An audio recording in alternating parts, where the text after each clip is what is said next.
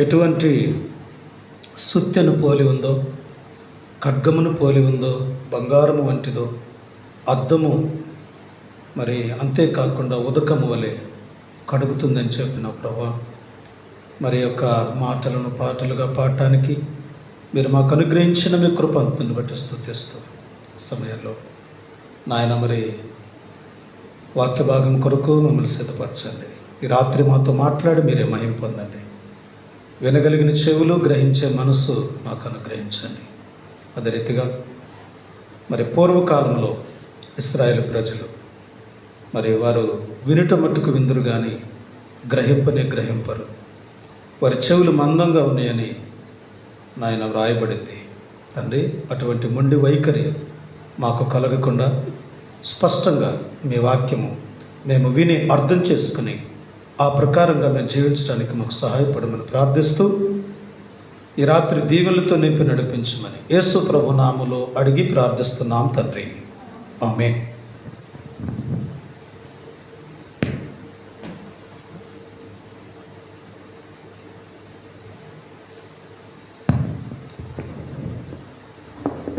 ఈ సమయంలో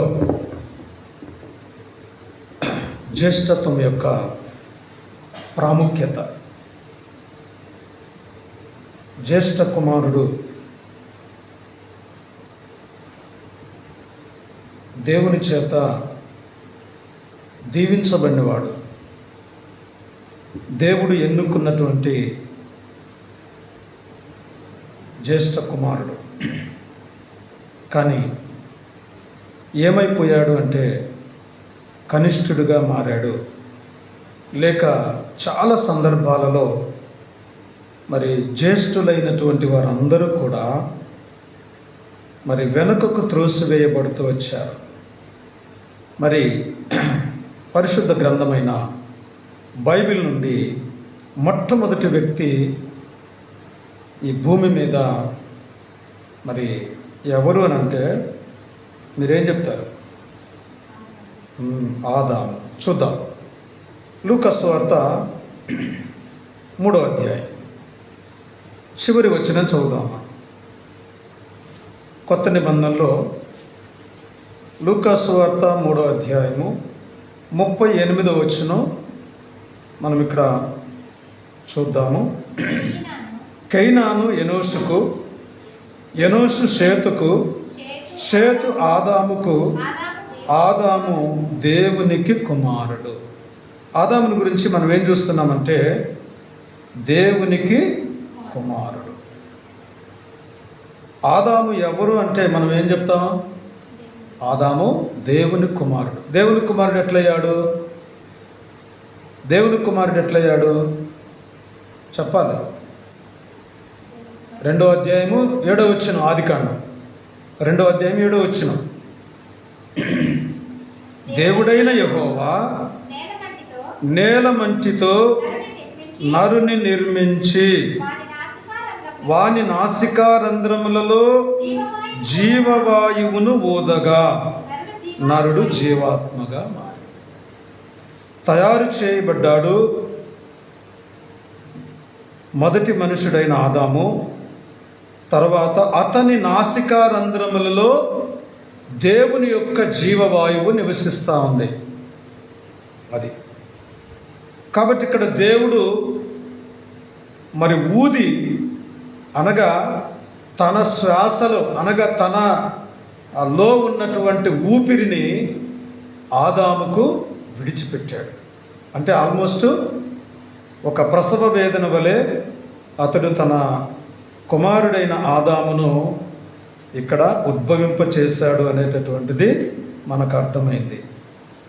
మరి దేవుని నుండి కలిగినటువంటి వాడు కాబట్టి మరి ఆదాముకు ముందు మనుషులు లేరు కాబట్టి ఇక్కడ మనం ఏం చూస్తున్నామంటే ఆదాము దేవునికి కుమారుడు అని వ్రాయబడింది. ఈ దేవుని కుమారుడైన ఆదాము మొట్టమొదటి వాడు కాబట్టి మరి మొట్టమొదటి వాడిని మనం ఏమంటాం? జ్యేష్ఠుడనే పిలుస్తాం. అవునా కదా? ఈ బైబిల్ పఠనం అంటేనే కొంత మనం ధ్యానించడానికి కొన్ని క్వశ్చన్స్ లేకపోతే ఉత్తర ప్రత్యుత్తరాలుగా మన అనుమానాలన్నీ కూడా తీర్చుకోవడానికి దేవుని యొక్క పరిశుద్ధ గ్రంథం ఉంది. ఈ బైబిల్ పఠనం దాని కొరకే. కేవలం నేనేదో ఇక్కడ వాక్యం చెప్పడం, మీరేదో వచ్చి వినిపోవడం అనేది కాకుండా పూర్తిగా మన అనుమానాలు, మన యొక్క ప్రశ్నలు ఏదైతే దేవునిలో ఇక్కడ రాయబడుతూ వచ్చాయో దేవునిలో మనం నివృత్తి చేసుకోవడానికి బైబిల్ పఠనం. మిగిలిన రోజుల్లో జరిగేటటువంటి ప్రార్థన దేవునికి మహిమకరంగా, దేవునికి మహిమకరంగా ఉండేటట్లుగా ఆరాధన చేస్తాం, తర్వాత ప్రార్థన చేస్తాం, రకరకాలుగా ఉంటుంది.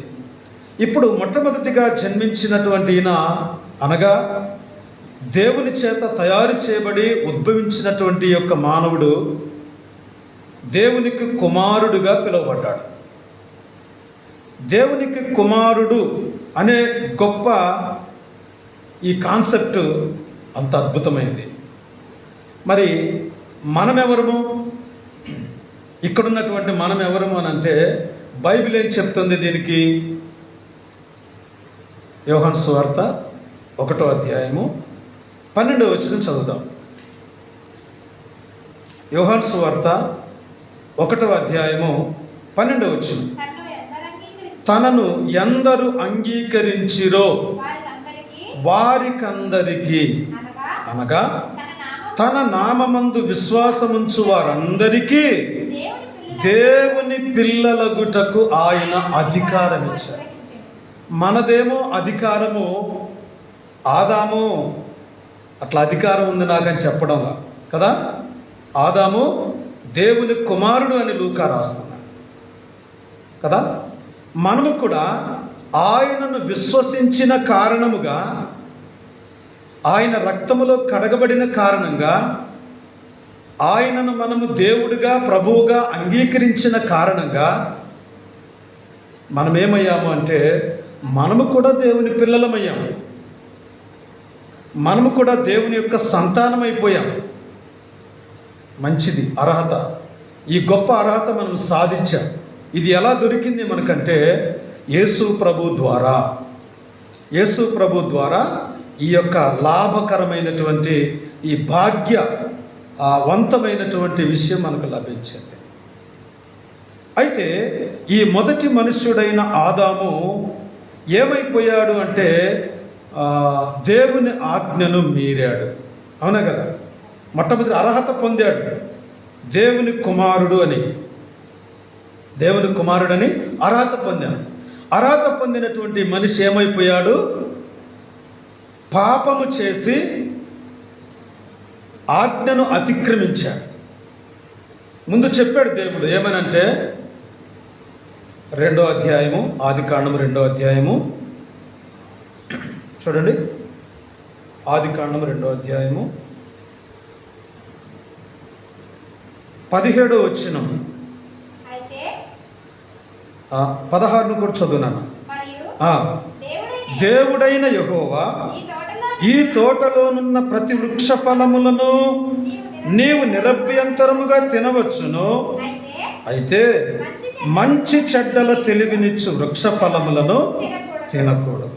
నీవు వాటి తిని దినమున నిశ్చయముగా చచ్చెదవని నరునికి ఆజ్ఞాపించాను. ఇక్కడ మొదటి మనుష్యుడైన ఈ వ్యక్తికి ఏం చెప్పాడంట? నీవు వాటిని తిని దినమున నిశ్చయముగా చచ్చెదవు. అంటే నా మాట వినకుండా నా మాటను మీరి వెళ్ళి తిన్నావంటే ఏమవుతుందంట? నువ్వు చచ్చిపోతావు. కాబట్టి ఇది చాలా గుర్తుపెట్టుకోవాలి. మరి మొదటి మనుష్యుడైన ఆదాము దేవుని మాటకు లోబడి ఉన్నాడా, లేక ఆజ్ఞను మీరాడా? ఆజ్ఞను మీరాడు.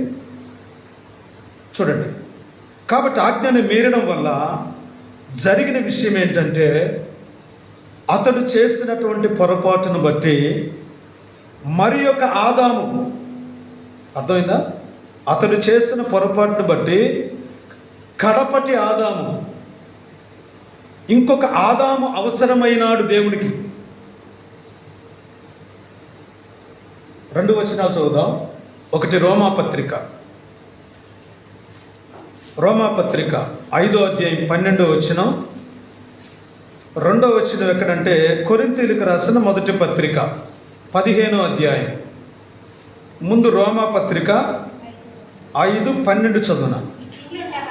ఇట్లుండగా ఒక మనుష్యుని ద్వారా పాపము ద్వారా మరణము లోకములో ప్రవేశించింది. చాలు, అర్థమైందిగా. ఒక మనుష్యుని ద్వారా అంటే ఆ మొదటి మనుష్యుడైన ఆదాము ద్వారా లోకంలోకి పాపం వచ్చింది. ఈ లోకంలోకి వచ్చిన పాపం ఏం చేసింది? మరణాన్ని తీసుకొచ్చింది. లేకపోతే మనుషులకు మరణం లేదు. కాబట్టి మరణము అందరికీ సంప్రాప్తమైంది. మనుషులందరూ పాపము చేసినందున మరణం అందరికి వచ్చింది. అంటే దీన్ని బట్టి మనం ఏం చెప్తున్నాం? కొంతమంది దీన్ని జన్మ పాపము అంటున్నారు. ఏమంటున్నారు దీన్ని? జన్మ పాపము. అంటే దేవుడు వివాహాన్ని ఆశీర్వదించాడు. ఆదికాండం 1:26లో మీరు ఫలించి అభివృద్ధి చెందండి, విస్తరించి భూమిని నిండించండి అన్నారు. అవునా కదా? 1:26లో. 2:28 వచనంలో చదవండి. ఆదికాండం 1వ అధ్యాయము, ఆదికాండం 1:28. దేవుడు వారిని ఆశీర్వదించెను. ఎట్లనగా మీరు ఫలించి అభివృద్ధి పొంది విస్తరించి భూమిని నిండించండి. చాలా అర్థమైంది కదా? దేవుని ఉద్దేశం ఏంటి? ఒకవేళ ఇది జన్మ పాపం అయితే అసలు పెళ్ళిళ్ళు ఎందుకు చేస్తారు దేవుడు? అర్థమైందా? మీరు ఫలించి అభివృద్ధి పొందండి అన్నాడు. ఇది పాపమా? ఇందులో పాపం ఎక్కడైనా కనబడుతుందా? లేదు. తర్వాత దేవుడు మనుషులను ఎలా పుట్టించాడు? ఆదామును పుట్టించినప్పుడు పాపిగా పుట్టించాడా లేకపోతే పరిశుద్ధునిగా పుట్టించాడా?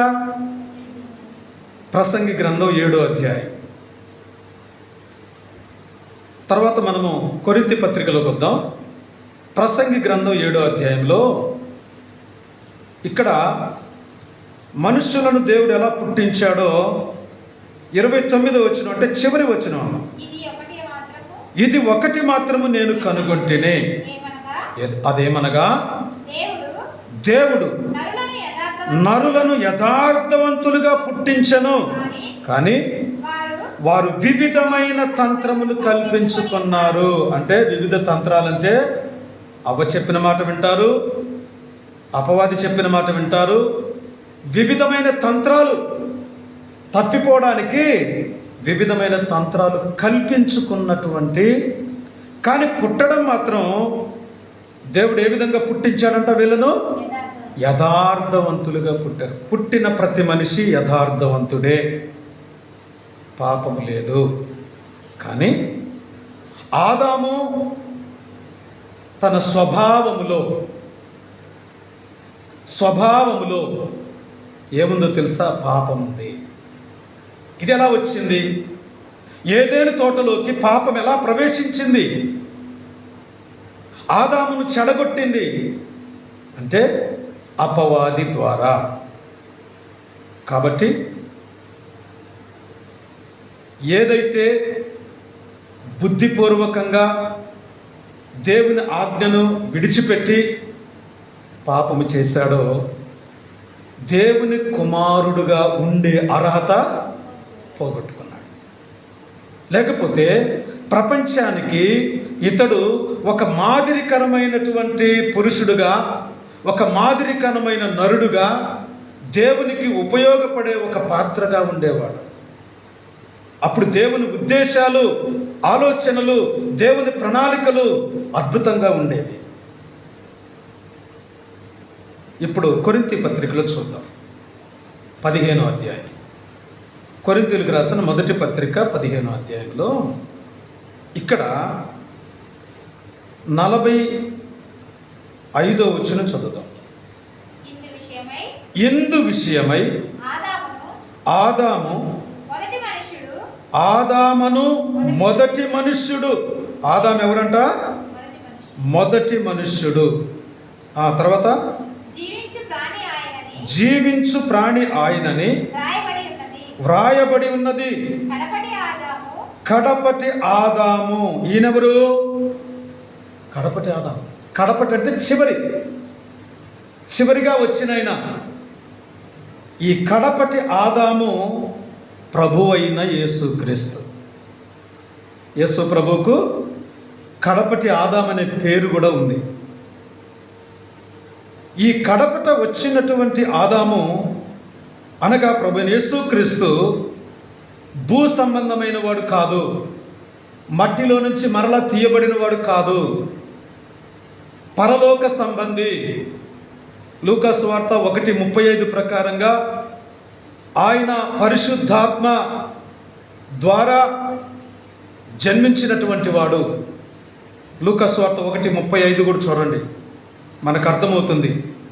ఆదాము యొక్క జన్మకు యేసు ప్రభు వారి యొక్క జన్మకు ఉన్నటువంటి వ్యత్యాసం. పరిశుద్ధాత్మ నీ మీదికి వచ్చును, సర్వోన్నతుని శక్తి నిన్ను కమ్ముకొనును, కనుక పుట్టబోవు శిశువు పరిశుద్ధుడై దేవుని కుమారుడు అనబడతాడు. ఇక్కడ ఆదాము దేవుని కుమారుడు అనబడ్డాడు, కానీ తప్పిపోయాడు. ఇప్పుడు కడపటి ఆదాము పైనుండి వచ్చాడు, పరిశుద్ధాత్మ ద్వారా జన్మించాడు. కాబట్టి ఈయన ఎవరు అంటే ఆయన జీవించాడు, ఈయన జీవింపజేస్తాడు. జీవించడానికి జీవింపజేయడానికి తేడా ఉంది, అర్థమైందా? కాబట్టి జీవింపచేసే ఆత్మగా ప్రభు అయిన యేసుక్రీస్తు ఈ లోకానికి వచ్చాడు. అంటే ఆదాము చేసినటువంటి పొరపాటును బట్టి, ఒక్కటే కాదు, పొరపాటు చేస్తే దేవుడు క్షమిస్తాడు, కానీ ఆ పొరపాటును దాచిపెట్టి ఆయన దేవుని ఆజ్ఞను మీరడమే కాకుండా మరలా దేవుని దగ్గర బొంకినటువంటి వాడుగాను, దేవుని దగ్గర భయపడకుండా మరి ఆ దోషాన్ని మరి వాళ్ళు ఏం చేస్తూ వచ్చారనంటే ఇతరుల మీద ఒకరి మీద ఒకరు మోపుకుంటూ వచ్చారు.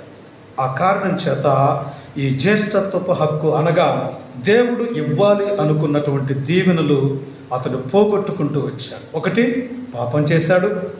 రెండవది, ఆ సంగతి దాచిపెట్టాడు. అందుకని మనం చూస్తాం కదా, యోబు గ్రంథంలో ఆదాము దోషమును 31వ అధ్యాయం 33వ వచనంలో ఆదాము పాపమును దాచిపెట్టాడని రాయబడింది. చేయడం ఒకవేళ దేవుడు క్షమించేవాడేమో, కానీ ఒప్పుకుంటే చదువు. ఆదాము చేసినట్లు నా దోషములను దాచిపెట్టుకుని. ఆదాము ఏం చేశాడంటే దోషాన్ని దాచిపెట్టుకున్నాడు. ఆజ్ఞను మీరడమే కాకుండా ఆ చేసినటువంటి పొరపాటును దాచిపెడుతూ వచ్చాడు. దాచిపెడితే దేవుని కుమారుడు విడిచిపెడతాడా? ఎవరికైనా శిక్షే. తర్వాత ఈ ఆదాము ఇంకేం చేస్తూ వచ్చాడనంటే, ఆదాము మరి ఆ యొక్క శ్రేష్టమైనటువంటి ఆశీర్వాదాన్ని అనగా మొదటి స్థానాన్ని కోల్పోతూ వచ్చాడు. మనం కూడా దేవుడు మనకిచ్చినటువంటి ప్రియారిటీ ఏదైతే ఉందో దాన్ని మనం పోగొట్టుకోవద్దు. ఆదాము చేసినట్లు మనం చేయొద్దు. అర్థమైందా? కడపటి ఆదామైన యేసు ప్రభుని పోలి ఉండాలి. మనం యేసు ప్రభుని పోలి ఉన్నప్పుడు అవి మనకు వర్తిస్తాయి. ఆ ఆదాము పోగొట్టుకుని ఆదాము వల్ల లోకములోకి పాపం వచ్చింది, మరణం వచ్చింది. మరి కడపటి ఆదామైన యేసు ప్రభు ద్వారా జీవం వచ్చింది, కృప వచ్చింది, ఇంకేమొచ్చింది చూద్దాం రోమాపత్రికలో. ఈ కడపటి ఆదామైన యేసు ప్రభు ద్వారా ఏమొచ్చింది? 12వ అధ్యాయం రోమాపత్రిక ఒకసారి చూద్దాం.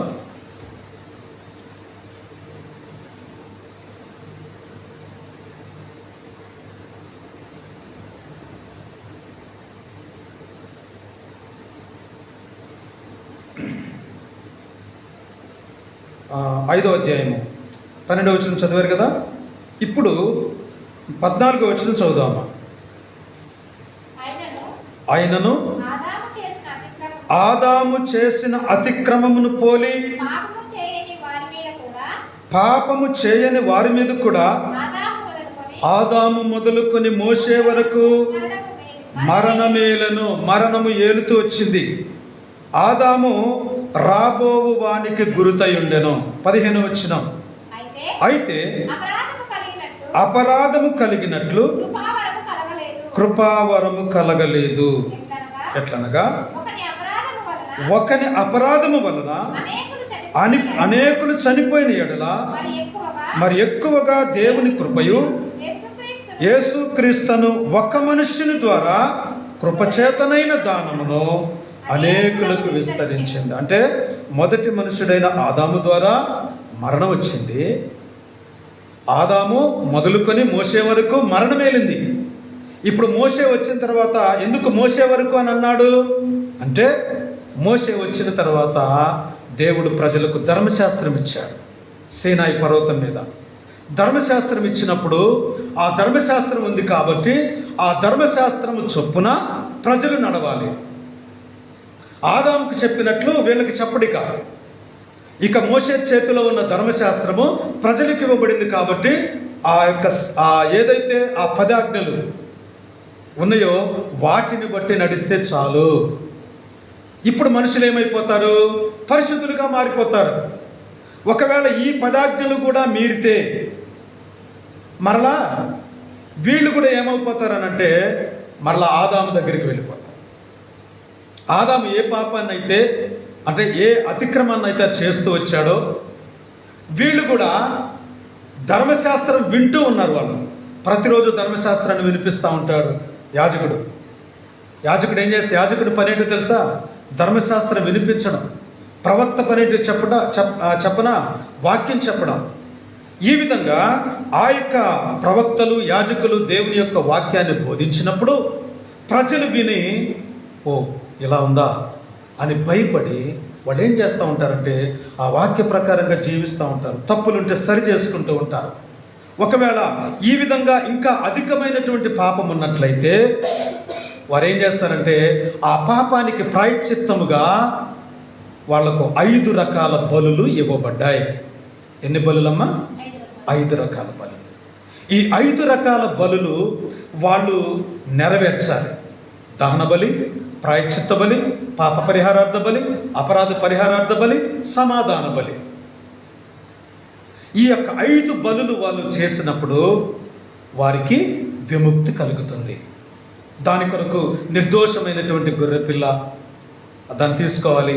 దానికి ఏ విధంగా వారు పస్కా ఇదంతా కూడా ఏ విధంగా ఆచరించాలి అవన్నీ కూడా దేవుడు వాళ్ళకి తెలియజేస్తూ వచ్చాడు.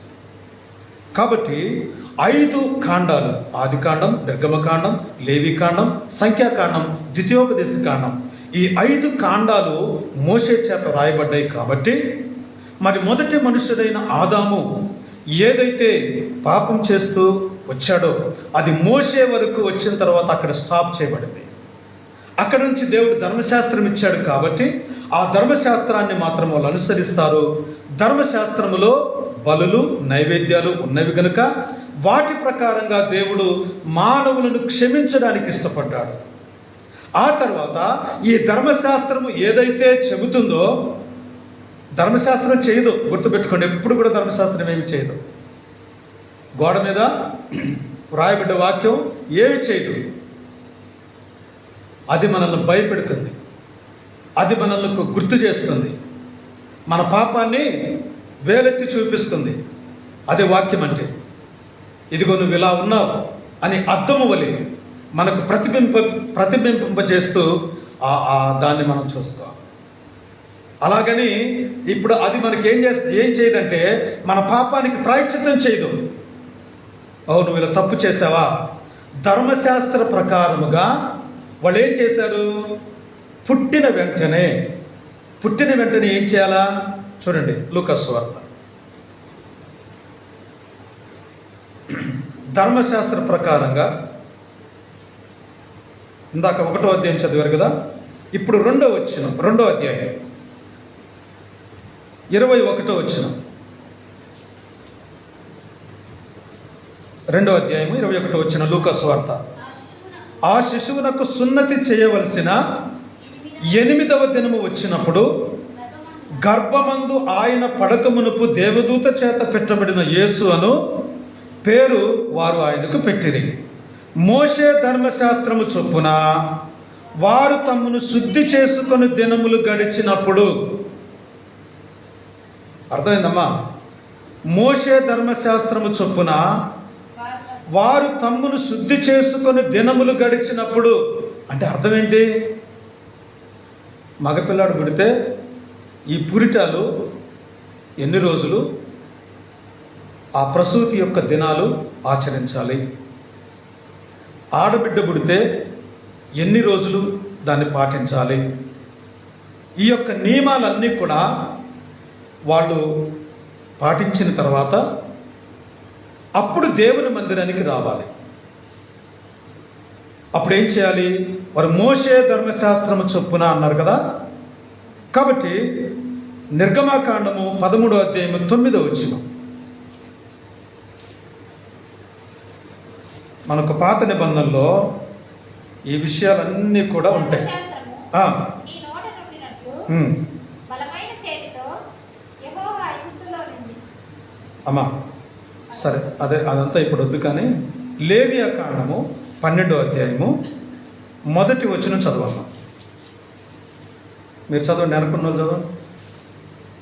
మరియు యెహోవా మోషేకు ఎలాగూ సెలవిచ్చెనో, నీవు ఇశ్రాయేలీయులతో ఇట్లను, ఒక స్త్రీ గర్భవతి అయి మగపిల్లను కనిన ఎడల ఆమె 7 దినములు పురిటాలై ఉండవలెను. చాలమ్మా. ఎన్ని రోజులంట? 7. ఆడబిడ్డ పుడితే 5వ వచనం. ఆమె ఆడపిల్లను కనిన ఎడల ఆమె తాను కడగా ఉండినప్పటి వలె 2 వారములు పురిటాలై ఉండవలెను. కాబట్టి ఇక్కడ ఏంటంటే, ఇక్కడ మనము లూకా సువార్త 2:24లో చదివిన మోషే ధర్మశాస్త్రము చొప్పున వారు తమ్మును శుద్ధి చేసుకుని దినములు గడిచినప్పుడు అన్నాడు. అంటే స్నానం చేయించిన తర్వాత 7 రోజులు ఆ యొక్క మగపిల్లవానికి 7 రోజులు, ఆడపిల్లకు 2 వారాలు 14 రోజులు. ఇది అయిపోయిన తర్వాత ఆమె అప్పుడేం చేయాలి? లూకా సువార్త 2వ అధ్యాయము 24వ వచనంలో ప్రతి తొలిచూలు మగపిల్ల ప్రభువుకు ప్రతిష్ఠ చేయబడవలెను. ఇది 13వ అధ్యాయం నిర్గమకాండం 2వ వచనంలో రాయబడింది. అప్పుడు వాళ్ళు ఏం చేయాలి? ధర్మశాస్త్రం ముందు చెప్పినట్లు గువ్వల జతనైనను 2 పావురపు పిల్లలైనను బలిగా సమర్పించుటకు వారు యెరూషలేమునకు తీసుకొని పోయారు. ప్రతి వారు పుట్టిన తర్వాత ఇలాగ చేయాలన్నమాట. నేను ఎందుకు ఈ మాట చెప్తున్నానంటే మోషే వచ్చిన తర్వాత, మోషే ఎంటర్ అయిపోయిన తర్వాత నిర్గమకాండము 2వ అధ్యాయంలో మోషే జన్మ ఉంటుంది. అప్పటి వరకు కూడా పాత నిబంధనలు అనగా ఆదాము మొదలుకొని మోషే వరకు మరణం ఏలింది. తర్వాత ధర్మశాస్త్రం వచ్చిన తర్వాత వాళ్ళకి మంచి చెడులు అన్నీ కూడా వాళ్ళకి వివరించబడ్డాయి. ప్రవక్తల చేత, దైవజనుల చేత, లేవీయుల చేత వారు చేసే మందిర పరిచర్య ద్వారా వారికి అర్థమైంది. ఇప్పుడు మరలా ఆదాముని తీసుకొని రావాల్సిన అవసరం లేదు. కాబట్టి ఇక్కడ ఏంటంటే, మరి ఆదాము ఏదైతే చేశాడో ఆ పాపమును బట్టి అతడు మరి కలిగి ఉన్నటువంటి దేవుని కుమారత్వమును అతడు కోల్పోయాడు. కడపటి ఆదామైన యేసు ప్రభువారు మరి అతడేమో మరణాన్ని తీసుకొచ్చాడు, ఇతడు జీవాన్ని తీసుకొచ్చాడు. అతడేమో పాపాన్ని దాచాడు, ఇతడు చేసినటువంటి ఆ మనుషులందరి పాపములు క్షమించాడు. ఇది మరి కడపటి ఆదామైన ప్రభు అయిన యేసుక్రీస్తు చేసినటువంటి పని. కాబట్టి ఇక్కడ దేవుని కుమారుడు అనే అర్హత ఎంత అద్భుతమైనటువంటి అర్హత. కాబట్టి మరి ఇక్కడ మనం కూడా ఇటువంటి అర్హత పొందుకుంటూ వచ్చాం. ప్రభు యేసుక్రీస్తుని గురించి దేవుడు చెప్పిన మాట ఏంటంటే, ఈయన నా ప్రియ కుమారుడు. మత్తయి సువార్త 3:17లో ప్రభు అన్నాడు, ఈయన నా ప్రియ కుమారుడు, ఈయన యందు నేను ఆనందిస్తున్నాను. యేసు ప్రభు వారికి 5 రకాల బిరుదులు ఉన్నాయి. ఒకటి మనుష్య కుమారుడని, తర్వాత దావీదు కుమారుడని, ప్రియమైన కుమారుడని, దేవుని కుమారుడని, జనతైక కుమారుడని, ఏకైక కుమారుడు అనే పేర్లు ఉన్నాయి. 5 పేర్లు ఇవ్వబడ్డాయి.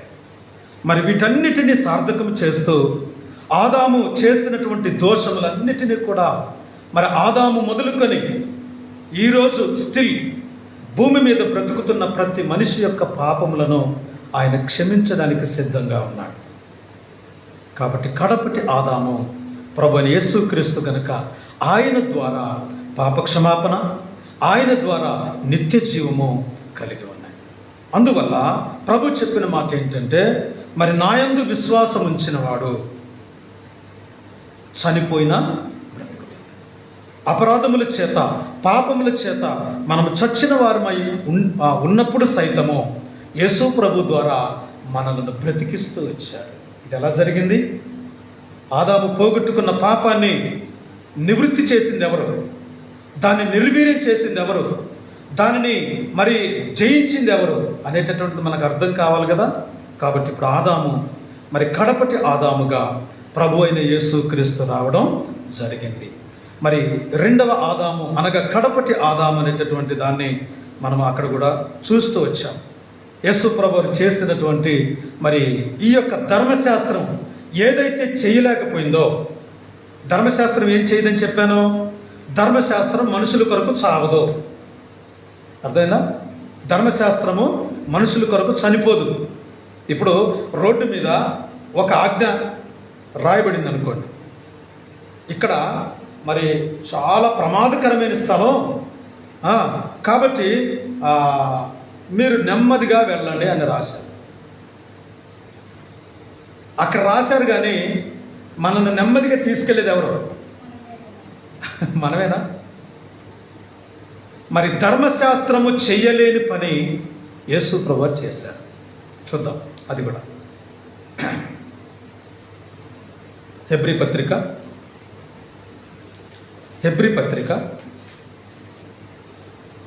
9వ అధ్యాయము. హెబ్రీ పత్రిక 9వ అధ్యాయం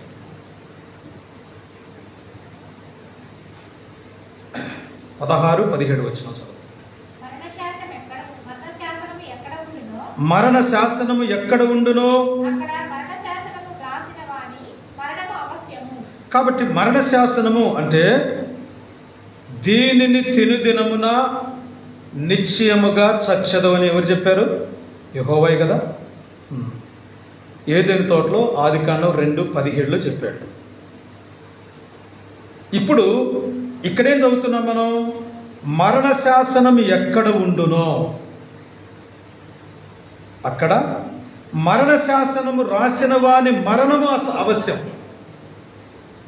అంటే మరణ శాసనం ఎవరైతే చెప్పారో ఆయనే చావాలి. ఎంత విచిత్రమో చూడండి. తర్వాత ఇంకా ఉంటాడంటే, ఆ శాసనము రాసిన వాడు మరణము పొందితేనే గాని అది చెల్లుతుంది. అంటే ఇప్పుడు ఏంటి? ఆదాముకు తినొద్దు నాయన అని చెప్పడం తప్పు అయిపోయింది ఇప్పుడు దేవుడు కదా.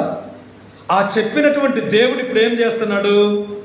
తానే భూమి మీదకి దిగి రావాల్సిన ఆవశ్యకత ఏర్పడింది. ఏర్పడి ఏం చేస్తున్నాడు? ఆయన ఏం చేస్తున్నాడు? తన ప్రాణమును సిలువలో అర్పిస్తూ వచ్చాడు. ఇంకొక మాట 10వ అధ్యాయం 1వ వచనం.